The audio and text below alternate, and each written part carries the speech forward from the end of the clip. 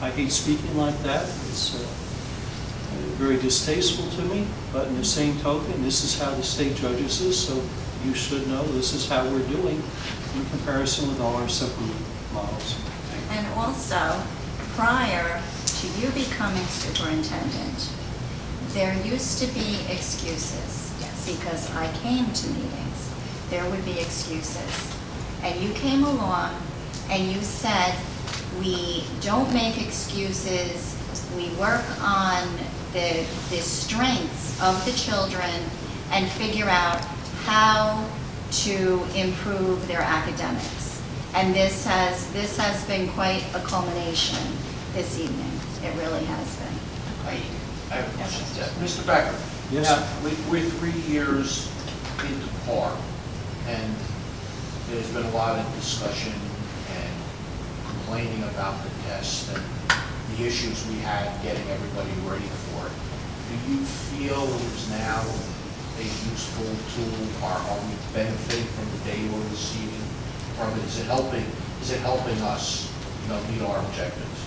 I think it helps instruction only because the teachers and administrators are gleaning areas that they can scaffold on and improve the quality of instruction.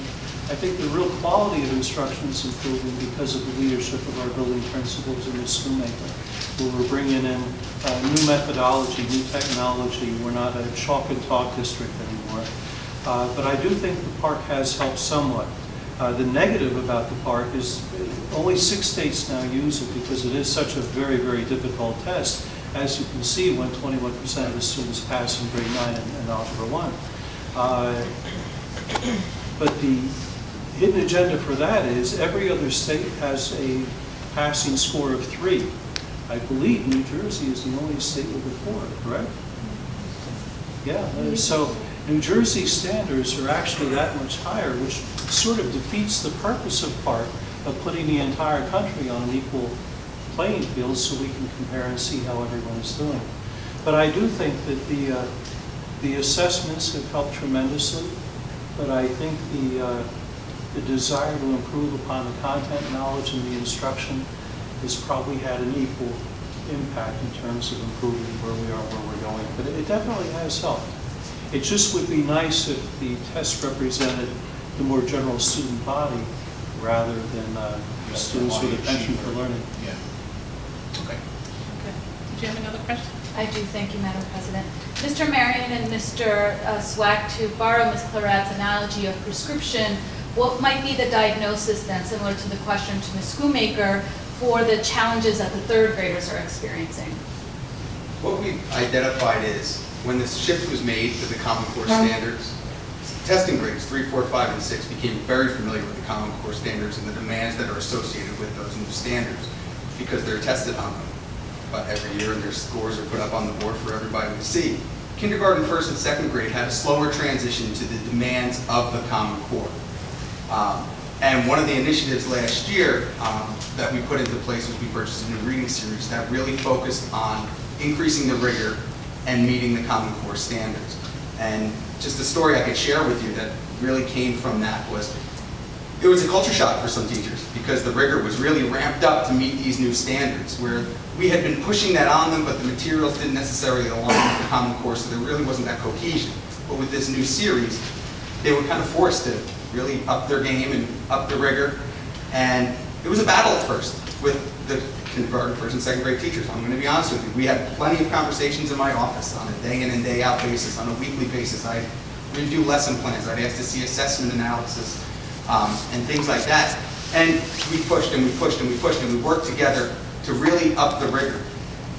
At the end of the year, all those teachers that I had spoken to, and I'll use kindergarten as an example, my kindergarten staff, each one of them at their final summative meeting came to me and said, thanks for the kick in the rear.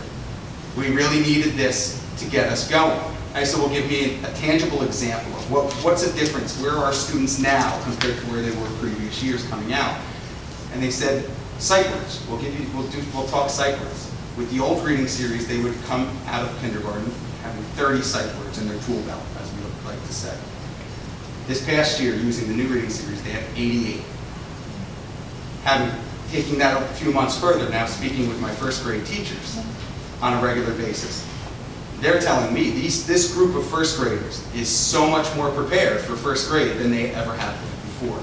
So now we're starting to see K1 and 2 catching up with these Common Core standards and the rigor associated with it, which is only going to propel us further in the future. So when I say it's not just a 3-4 problem, it's a K through 4 problem that we've already begun remediating and putting that prescription into place. And I think that the next question may also be for you all. I think you mentioned the Home Technology Initiative, and I'm concerned about how that is actually implemented with a community that includes 70% economically disadvantaged students who may not have Wi-Fi at home, who may not have computers at home, and with the addition of, like Mr. Becker mentioned, new students and an immigrant population, students whose parents may not manage the English language in the same way, if at all, as their children. So how is this Home Technology Initiative addressing those two concerns? I'm glad you asked that, because this didn't just come out of nowhere, this initiative. This came out of many conversations with parents who speak English, who don't speak English, at our parent advisory council meetings, on the playgrounds. And one of the initiatives that we always talk about is parents want to be involved in their child's education. They do. Sometimes, if they don't speak the language, or due to their working multiple jobs, or whatever the situation is, they find it very difficult to participate in their child's education. So in conversation after conversation, we talked about what are some ways that we can get you involved? What are some ways that we can help? What if we came up with an initiative if you have technology at home? It's not a mandatory thing. It's something that we really encourage the parents to get involved in. And we talk to the parents. We do surveys about, are you using this with your child at home? Some people go to the library with them. Some people use it on their cell phones because they have apps that go along with them. And what it was a way for parents to become involved with their child's education where they may not know the math skills to be able to help them with their nightly homework. They may not know the language to be able to help them with their daily reading homework. These are prescriptive programs that guide instruction based on each individual student's ability level. So what the parent's responsibility now is with this new initiative is basically making their child go on this computer, saying, get your iPad out. For 20 minutes, I want to see you go on Raz Kids. And then they come over, they check how they're doing, they check their progress. But they also have reporting features for parents now. So parents can go on there and click around and see, how's my child progressing with their reading on Raz Kids? Oh, they started in September at a level N, and now they're at a level P in November. Wow, my child is improving. I'm having a stake in that because I'm requiring my child to do this. And I may not be able to help them with their quote-unquote reading homework, but I'm able to help my child progress as an education as a student through this initiative. Moby Max, same thing. That's more of a focus on mathematics, where we could put them on Moby Max. The parents have a choice. Which do we want to put them on this night? And they put them on to do their math facts. They could see how they progressed with their fact fluency, things of that nature. But this was a way that parents were yearning for a way to get involved. And this was a way to really address that. And we're also getting very positive feedback from parents when they come into meetings in our school. You know, meetings in my office, parents will say, you know, I noticed that my child is doing this on that program, and I know my child's doing that. And they really feel part of that whole program. And that's impressive. I think that's something that's really beneficial. And we almost had testimonials at the last PAC meeting last week. Parents were just saying, oh, my child does it this way. My child loves the initiatives that are, or the incentives that are built within these programs to help build robots and do all these different things because there's a reward system built within these programs. So they were kind of sharing testimonials of how much they really do enjoy the program and the initiative that we have. Thank you. And then I thought I heard you say that you wish that more students would benefit from the Title I tutoring. How can we make that wish come true? Is it a matter of I can answer that. funding? Real clear. Funding. If we got more money, we'd have more kids involved. Okay, so it's that's not a where lack we're of at. parents knowing, it's just we need more money. No, and I can speak to that. I don't know if we said we wish more students could become involved, but one of the things with our title, we're always looking for ways to involve as many students as we can. For example, our Saturday test prep program used to be traditionally a 3-hour program from 8 to 11 where we signed up a group of students. All right, so a group of students come, they come from 8 to 11. From 8 to 9:30, they worked on language arts. From 9:30 to 11, they worked on mathematics. And speaking with students, and speaking with parents, and speaking with teachers, we found that 3 hours on a Saturday was rough for students. So we revamped our entire program to make it 2 1.5-hour programs to double the number of students that we can have participating in the program. So now they come Group A comes from 8 till 9:30 and works for 45 minutes on Park-specific language arts, 45 minutes in Park-specific math. Those students exit, the new group comes in, and from 9:30 to 11, that group. So we were able to double the number of students that we can participate into our Saturday test program. And we're always looking for ways to get as many students involved. We've also done things where our after-school program is a fluid program, where a group of students may start the year when we start the program, and 2 months later, maybe they've already kind of graduated in, and we have other students that can maybe benefit more. So we'll kind of move some students out as they're progressing and move some students in that will benefit more. So we're always looking for ways to increase the numbers of students. And I also heard you say that teachers helping teachers, and I love that. Thank you for that. These are questions about, I guess, GEOs, but now I got what that means. Right, student growth objectives, yes. Yes. Okay. What is the push-in program? Traditionally, our resource room program has students that are identified as special education students that have learning disabilities will receive additional instruction outside of the classroom in a smaller group. That's called the resource room. So students would be pulled out. And they would be pulled out, depending on what their IEP says in there. So it may say 30 minutes a day for reading. So they leave for 30 minutes and go to reading. Some students it says 30 minutes for reading, 30 minutes for math. So now they're pulled out twice. So 30 and 30. Some it's 3 times a day. What the idea of the push-in program was, let's minimize the amount of time that the students are being pulled out. Plus, we really believe in our classroom teachers and the instruction in which they're providing for the entire population in their class. We feel those students would benefit from that instruction as well, with some supports built into that program. So now instead of the students being pulled out, we have our teacher, our additional special education teacher, pushing in to that classroom, where she's working with that smaller group of students within that classroom while the general education teacher is instructing the class. So that it's kind of like a support for those students, and she works with that small group through the instruction of the classroom teacher.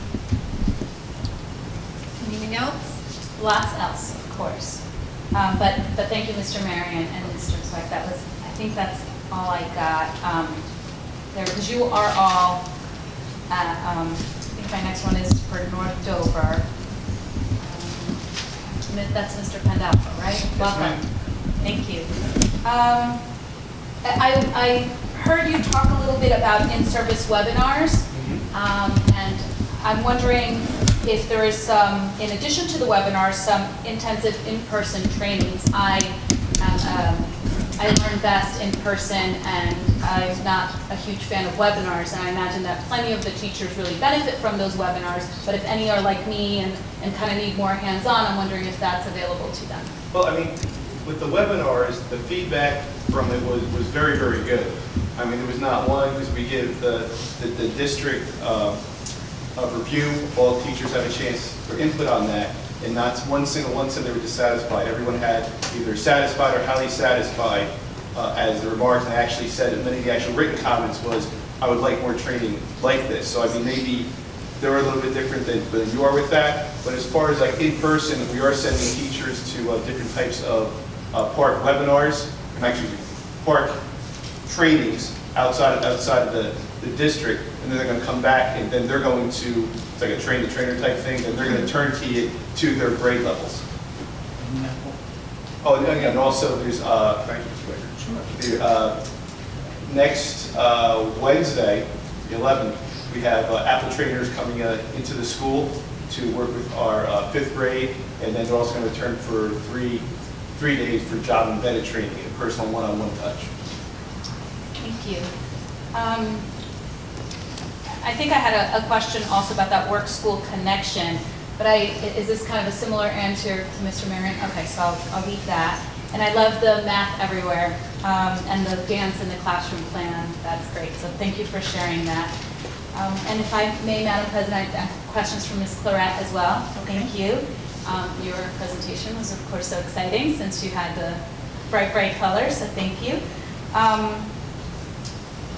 And then just similar questions to Ms. Schoonmaker, Mr. Marion. What might explain this great growth in the higher grades? Is it just more familiarity? They've been able to work through in Witt Park, or what's giving you your success so we can have more of it?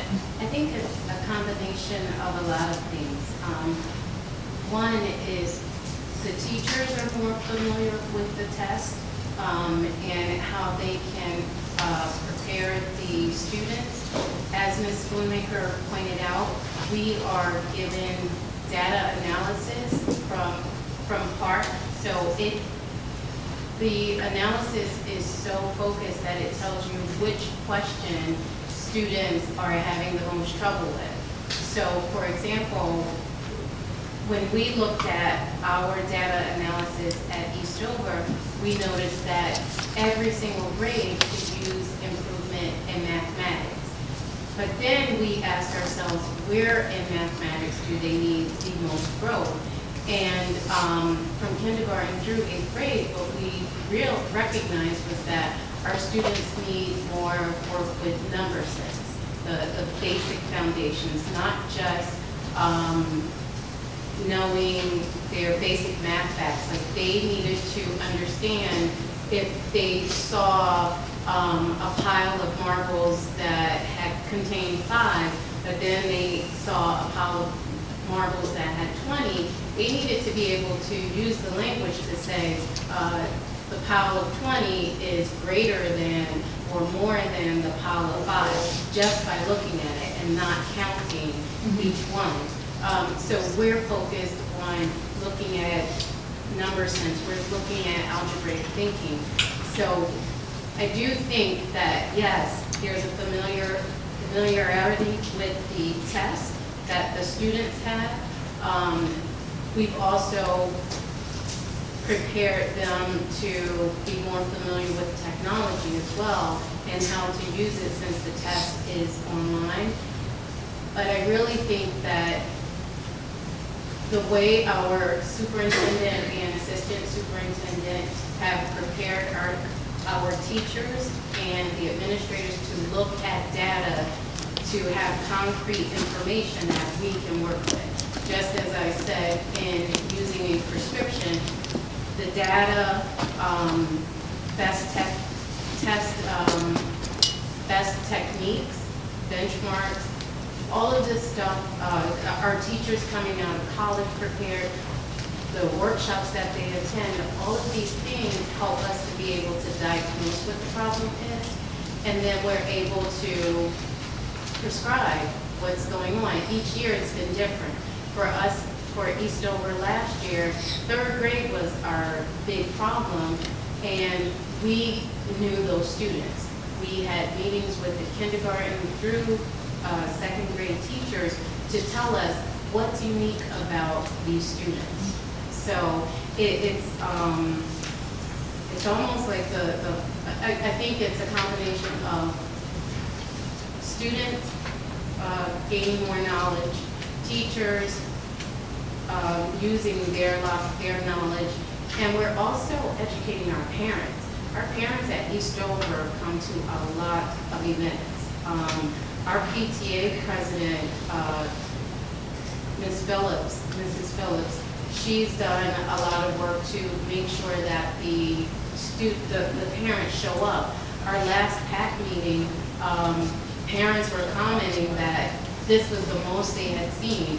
Normally, since I've been here, this is my 3rd September, we've had 2 parents show up, and we have 1,025 students at times. But this year, we had 25 to 30 parents show up.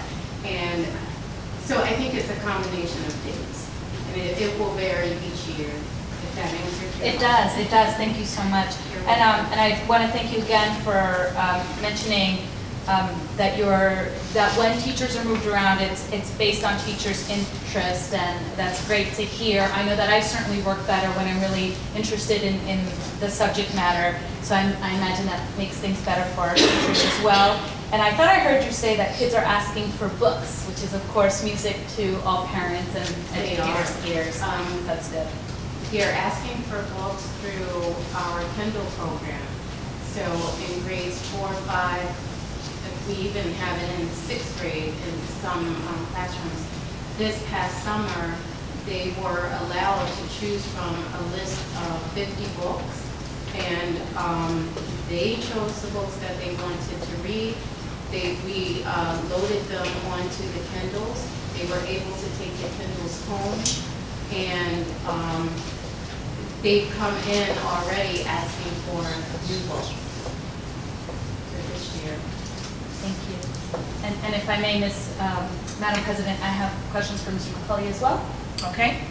Thank you. Thank you, Mr. McCulley, for your presentation. I love to hear the Eastover Roar theme. That's really exciting and catchy. And I can't wait to ask my son and his friends if they've heard about it and what they think. And I like that parents and students were involved in creating the theme. That buy-in. The Saturday test prep and the parent-child library times. How are families informed about these opportunities, and what are the library times, and what has been participation thus far? So I'm going to answer for Mr. McCullough because this is his first year at Eastover. And these are some of the programs that we've been working on before he came. The Saturday, you asked about the library hours? The Saturday test prep and then the Saturday parent-child test library prep. time? The Saturday test prep works the same throughout the district, so it's similar to what Mr. Marion described and Mr. Pandolfo. These are Saturday classes where we're trying to ease the test anxiety for students, but they're learning, and it's focused on areas that, after looking at the data, we found that we need to focus on specific areas, whether it's informational text in English language arts, or it's algebraic thinking in mathematics. The Saturday classes focus on preparing the students to take the PARCC test and alleviating their fears. We're allowing them to know that we don't want them just to be great test takers. This is just a snapshot of who they are, but we try to prepare them as best we can. The library hours for the parents, that's a new initiative this year, and we told our parents about it through the parent meetings, along with our Tiger Tales, which is our version of the Minugram, and just talking with parents every day, every morning, every afternoon on the schoolyard. We've told them that Tuesday, Wednesday, Thursday, 2:30 to 3:30, the media center / library is open for their use. This is a way that for those students who may not have internet access any other place, they are welcome to come into our media center. We haven't had a lot of parents come in, but we've also heard from parents that they do have access, and they've asked if perhaps an older student could come in with their children, with their younger siblings, and we are allowing that as long as it's a push for not just technologies, but developing a pure love of reading. Thank you. That's nice to Excuse me, can I just piggyback on that? Mr. Franks, are the students still coming in with Mrs. Picaro in here after school or before school? yes, Like they yes, were we had for all the those, for all that time? academic assistance That's program. excellent. All right, thank you. All right, go ahead. And this question may actually be best answered by Mr. Scarnio, but because of these test scores that are low on the state level, and as Ms. Schoonmaker, Mr. Becker were explaining the difference between the 4 and the 3, is the state doing anything to join the other states that have left, or to change this, or to address this? I mean, do we know? No. Whether We're not. the answer is just no. That's it. They're the ones that did it, when they want to hold everybody to a higher standard. Our contract with Park, with the state of New Jersey, goes for Another 2 Yeah, years. because I think it was written for 5 Yes, to begin with. so it's another So 2 we years. still have at least 2 So more we're years locked of in this for 2 assessment years. before we get And it- realigned. Is that dependent on the governor, or we're stuck 2 years regardless of Stuck, governorship? a contract is a contract. Yeah, Well, because it's a how much, contract to how take much part, was but it? the- Yes. But the passing level of floor and everything, that's set by. Oh, yeah, by that's this Commissioner Department of Education, right. That could change, And they might sit there and come back to reality and say, we're gonna go with everybody else and say 3. But they want to hold it to a higher standard. Thank you. Anything else? For Mr. Franks, if I may? Okay. Thank you, Mr. Franks, for your presentation. And I echo Mr. Miller's excitement about the SATs and hearing more information about that. And I didn't get all the numbers down, but how many, I saw there was a large number of folks taking the PSATs and some SATs. So what percentage of our students are sitting for the PSAT and the SAT, or did in 2016? We have 173 students sit for the SAT this year. And what percentage is that of the students who would have been eligible, being juniors and seniors? It's a senior score. Yeah, What's presented only represents the senior class. The last time they took the SATs, So the really, that's a very 173. large portion of the senior class. Was like 215, 173, 215 for the 2017 test cycle. Okay. 100% of the PSAT, the students take the PSAT. Just as a reminder, we now pay for it both in grade 8 and at the high school. All 9th, 10th, and 11th graders will be taking the PSAT on October 11th. And I think Mrs. Furman went over this at the last presentation as well. Thank you. And Mr. Quinones, there's less students in the AP class than the number of exams. Is that because students are taking more than one exam? Great. They're, like I mentioned in the presentation, some of them take 2, 3. They have to qualify to be able to recommend the class, meeting the criteria, but they're allowed to do that.